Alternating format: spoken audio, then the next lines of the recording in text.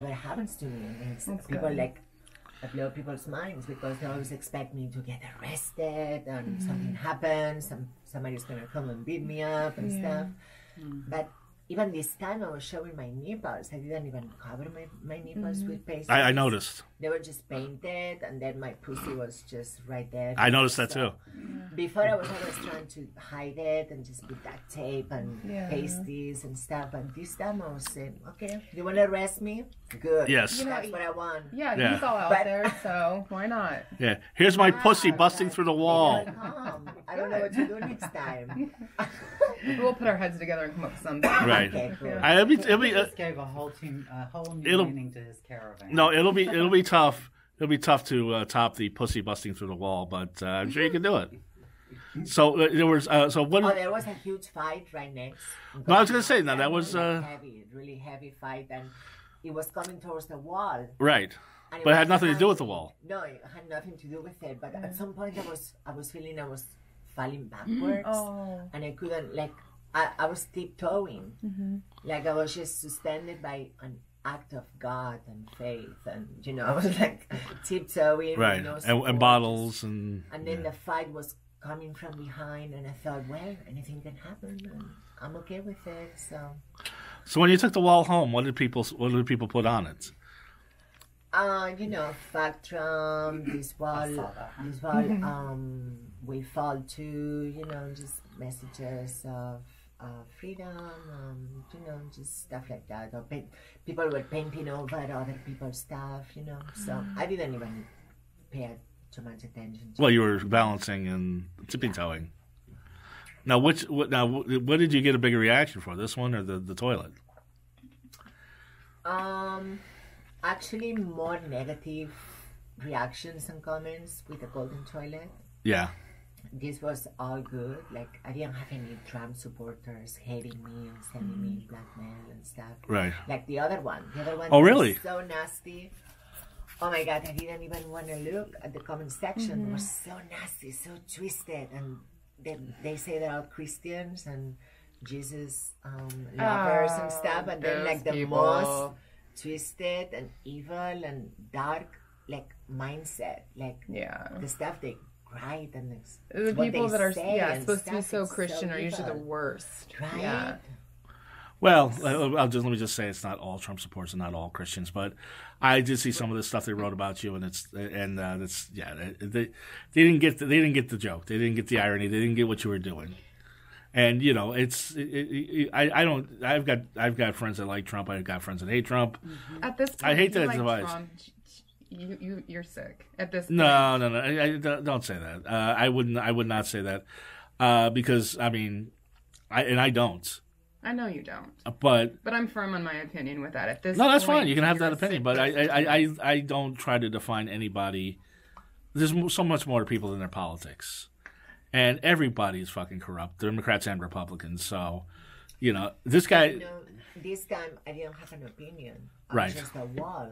Right. I was giving a platform. I was providing a way for people to express themselves. Right. So I had nothing to do with it. Right. So I was just neutral. But it was So I was didn't brilliant say about it. anything. It really I was. didn't do anything. I was just a wall. but So it, don't blame me. no, but it was a satire on the wall that he's trying to build, and also the how government grinded to a halt because of Democrats and Republicans fighting over this stupid fucking wall. And when they should have just stood back and watched you busting out of the wall with your pussy. Really. That's what I would say. But I'm not on tonight. What the hell's going on? I think so. No, I got it. No, I'm stuck in the pussy. No, but I'm trying to be funny, and I'm not succeeding so far, but it's gonna happen. This was actually a Tough crowd. self-challenge to myself to raise the funds, build a wall in less than a week, and do it the way I did it. No, I just feel like I've done what I wanted to do. Like, not even Trump. What? Yeah, you built the wall. No, that's what I'm saying. You built the wall. You did it, and it's you coming out of the wall. You going through the wall, and I got it. And everybody can put whatever they want on the wall. I think it's great. I thought it was brilliant. I thought the golden toilet was brilliant. I think this is better, in my opinion. But let's since I'm failing so far at the joke. Why did you do it? Come back here, so you Oh, invite stop. me over and, Oh, stop. Yeah. Let me. So next time I have to come up with something even more crazy, outrageous. Well, I know you got stuff coming up, but since I'm failing so bad at the joke so far, let's go over to a real comedian over here. Yeah. That's Jamie Gendron over here. No pressure. No pressure. I've just been bombing so far, and I got a show later right afterwards. But let me drink some more of this energy drink and get back on track. Yeah. I'm so excited you're back. I know. And my favorite story will always be the River Phoenix story. Oh, the told River me. Phoenix story? Yeah. I love that. That was so sexy. Which is weird because... I didn't just meet him, honey. I did him. Oh my God, I want to know everything about it. I love reading. I guess you'll have to repeat the story. Oh, yeah. Okay, so I was 19 years old. Eddie Murphy he found out about me through my best friend. And so Eddie Murphy wanted to meet me. So he got in touch with me, made all of the arrangements to move me to Hollywood, and he did. And then once I was out here, I was hanging out on Sunset one night, and I ran into River Phoenix. And he had literally just done, like the movie had just come out the week before where he played young Indiana Jones. Wow. And I had just seen the movie at the theater, and I was like, that boy looks familiar. Yeah. And so then he took off this baseball cap he had on backwards, and I saw the long skater bangs he used to have, and I was like, it is you. And he was like, yeah, you want to go for a ride? I was like, you fucking right, I want to go for a ride, let's go. So then he wanted to strip for him in front of his headlights up in the Hollywood Hills, looking out of Laurel Canyon. And so I did, and gave him quite the little show. And then we went back to my hotel, and he gave me quite the little show. Yeah. Actually, I shouldn't say the little show. He was actually the most impressive white boy I've ever seen. Let's put it that way. Oh, really? So I don't know if I asked. I don't know if I asked you, or did I? River Phoenix or Eddie Murphy? Who was bigger? River. Oh, wow. Eddie was a little thicker, but River Phoenix was like over 11 inches long. I'm not even God damn, and he's so good Eddie's looking got as about well. 9, but about thick. Hey, there's nothing wrong with that. That's impressive. I'm not. Wasn't complaining at the time. Yeah. And it's funny because everybody. We went to the Viper Room, remember? Yes, we did. Yes, we did. Oh. We were talking about yes. it, and we were like investigating all the steps he took when he went to the club. And right.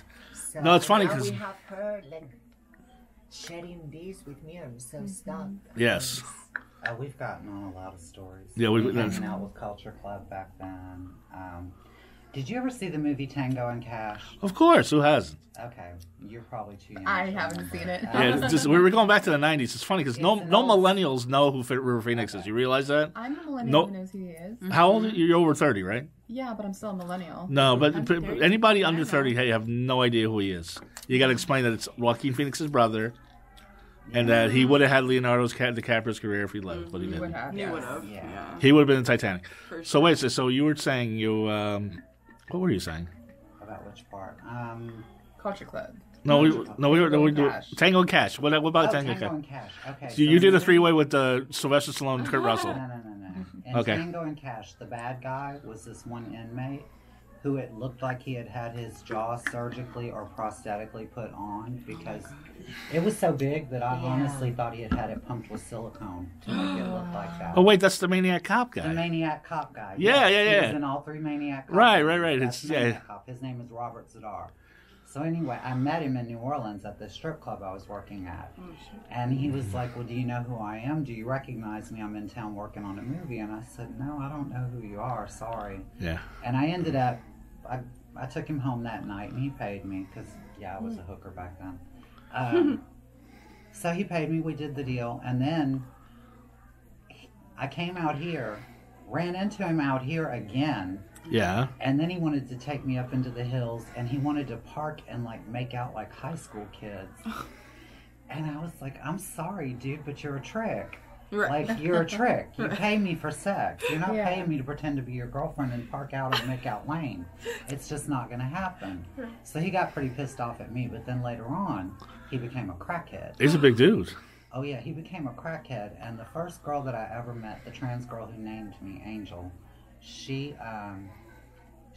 picked him up, and she got him really, really high on crack and started dressing him up in her panties and her bras and putting pink lipstick on him, and then started videotaping him. Oh. And she has video of the whole thing with him dancing around saying, "Does this color make me look pretty? Oh, like a buffalo. So I'd fuck me so hard. And this dude was like, he was like 6'3", he's like huge. 6'3", 6'4". The first time I brought him home with me, he picked me up because I'm 5'6". So the first time he picked me up, it was like, yes, father. But then, and he could pick you up with his chin. I mean, that chin is the jawline I could have just sat on. Yeah, like Jay Leno times 10. This dude. Oh wow, Really? Maniac Cop. Yeah. So you said no to cuddling with Maniac Cop in the car. When I told you I fucked the population of a small city, it's the truth. Even Maniac. Wow. Jeez, I'm trying to think. If we could go to a '90s video store, just think of all the people all the stores you have. Yeah, that's a lot. At least that I've met. Yeah, I mean, you got Harlem Nights, you got River Phoenix and Indiana Jones, you got Maniac Cop, Tango and Cash. I wonder what else, man. You tore the early '90s up. Yeah, I did, and the '80s. And the '80s too. Yeah. I mean, I'm trying to think. Well, yeah. Oh, they just saw a picture of I it. saw a picture. Yeah, that dude. Okay, so the millennials, do you want to explain what a video store is? Hello? Yeah. That's Robert. No, we talked about that last week, but yeah, you can stream these movies on. Now imagine that Netflix. high on crack and pink lipstick, dancing around in panties. It's a gnarly dude. He'd have to pay you. Wow, pay a lot. Yeah. After I found out about the pink lipstick and shit, no, I wouldn't even. Did you give him a discount? You didn't give him a discount after that? See No. him after that, I was like, done deal. Really? There's room in my bed for one bitch, and I got the job. Oh, okay. That's why we love her. That's why we love her, Jamie. See, now we're laughing. Yeah. Now we're laughing. But Silk and Jaws. yeah, so and you're back doing comedy. Yeah. Now you got a couple shows coming up. I've got a show with you in Tarzana. Don't expect that a lot, but it's. I was supposed to get the date from Aiden today to perform at Flappers. You're doing Flappers again. Yeah. Now is Flappers your favorite club? I think Flappers or Laugh Factory. Flappers is actually kind of my favorite club because of the ambiance, and I like that their stage has like props. It's got an old-timey Victorian settee if you do the small room. Yeah. And so for someone like me doing that old Southern Bourbon Street showgirl thing, it's kind of perfect to have that kind of prop there to just sit down on and lean the boobs forward and lean into them and, play the part. Right. So yeah, I do like that club. I love the Laugh Factory, but the Laugh Factory is so by the book. Like everything is so by the book. That's not fun. Yeah, one of Okay, the man. comedians asked me to save a row, and it was the back row of seats for her and her people that were coming to see her. And the manager came up to me and said, "I'm sorry, but you have to move. You're not allowed to do that." And I said, "I'm sitting in the back booth with the comedians. She's not allowed to save a row here." So yeah, they can be a little sticklerish about the rules. And the 2 drink minimums and everything else. Oh yeah. Yeah, I like Laugh Factory in Hollywood. I haven't done the Long Beach one, but the one in Hollywood, Impossible to Bomb. No, you went to. Oh, well, you didn't perform there, but you went with me. I went to see you, and I thoroughly enjoyed it. Yeah. You had the crowd in the palm of your hands. Yeah. And you were wearing the hot outfit, and As always. as always. Well, this was more like hot redneck. Yeah. Like skin tight ripped up jeans and a wife beater that was camouflage. So yeah, it was total redneck. Right. As you can do. I like doing a lot of different looks. Yeah. My therapist actually thinks I hide behind costumes. Really? Yeah. You don't say. She thinks that my How sense perceptive. of style, right? She thinks that my sense of style is me hiding behind a persona, and I said no. What I don't think you're getting is that the regular bitch you see scrub face that walks in here to have this therapy session with you, that's not the real me. The real me is when I'm in all of that and I'm doing all of that. That's the real me. And it always was. Okay. I agree with you there. Yeah. It just was. Even when I was a little kid, like in 6th, 7th Well, you grade. get different looks, though. I see what he's saying. I mean, yeah. The different looks are different. I see what he's saying. I see what you're saying, and that this glamorous, beautiful woman that we're seeing before us is you. And if you go to a therapist and you're kind of not dressed up, that's not you. To turn her on. Right, but your different looks, your different hair colors, your different things, different personalities. You're trying to. We all do that.